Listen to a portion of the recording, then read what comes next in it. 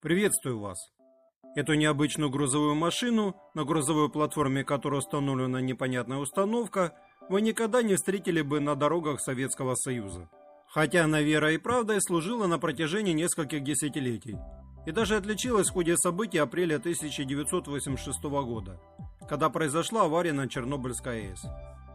Они могли увидеть ее лишь потому, что это специализированная машина. Это не что иное, как В-63 или аэродромная вакуумная нагнетательная уборочная машина на шасси КРАС-219. В-63, или как его еще называли аэродромный пылесос, был разработан в период с 1959 по 1961 год для поддержания чистоты территории аэродромов с бетонным и асфальтным покрытием. Ведь поверхность невзлетно-посадочных полос, а также рулежных дорожек нужно убирать чаще, чем кажется, так как это делается из соображений безопасности взлетающих и приземляющихся воздушных судов. Если раньше, когда поршневая авиация была массовой, какой-нибудь камешек или мусор не причинял вреда, то с появлением реактивных двигателей уже могли стать причиной катастроф. Так как пока самолет не взлетел, в тракт двигателя вместе с всасывающим окружающим воздухом могут попасть и предметы, оказавшиеся в критической близости около воздухозаборника. Вот для очистки от таких предметов и была создана эта машина.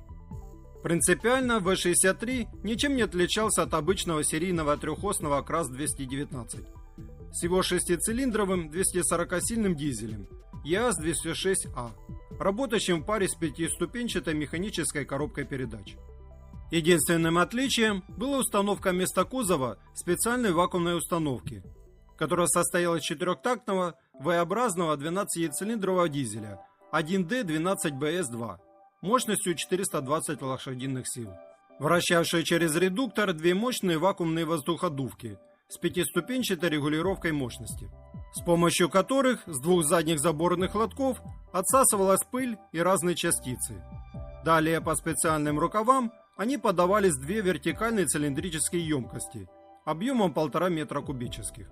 При работе установка создавала разряжение в 1600 мм ртутного столба, что позволяло без труда всасывать с поверхности взлетных полос пыль, грязь, мусор, мелкие камни и отколовшиеся частицы бетона, а также посторонние предметы весом до 200 грамм.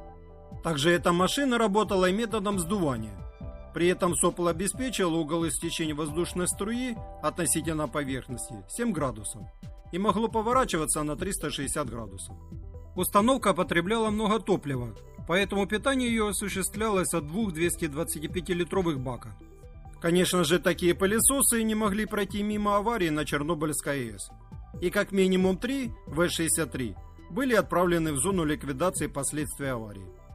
Только перед отправкой в зону немного дооснастили различному оборудованию, таким как оборудование контроля радиационного фона, дополнительными фильтрационно-вентиляционными установками, устройствами пылеулавливания на выхлопе пылесоса и устройствами автоматизированного управления разгрузкой бункеров пылесборников. Ведь машине приходилось иметь дело с радиоактивной пылью, осевшей на дорогах. И в принципе со своей работой вакуумно-нагнетательная уборочная машина неплохо справлялась, уменьшая без того запредельный уровень радиации вокруг станции и в городе Припять. Но работа в столь сложных условиях не прошла даром для этих машин. После ликвидации последствий аварии на ЧАЭС, две из этих машин из-за загрязнения пришлось захоронить в могильнике техники Буряковки, а еще одну, менее загрязненную, в Рассохе, а позже утилизировали на металл. Другие же подобные установки продолжали выполнять свою основную работу по поддержке чистоты на аэродромах. Только 2019 КРАС сменили на более современные машины. С 1966 года установили на КРАС-257, а в самой вакуумной установке изменили систему фильтрации, отчего машина получила новый индекс В-68, а впоследствии вакуумная установка была установлена на шасси КРАС-250. Если мой ролик вам понравился и был полезен, ставьте лайк, подписывайтесь на мой канал, также приветствуются ваши комментарии. Желаю вам всего хорошего, до новых встреч!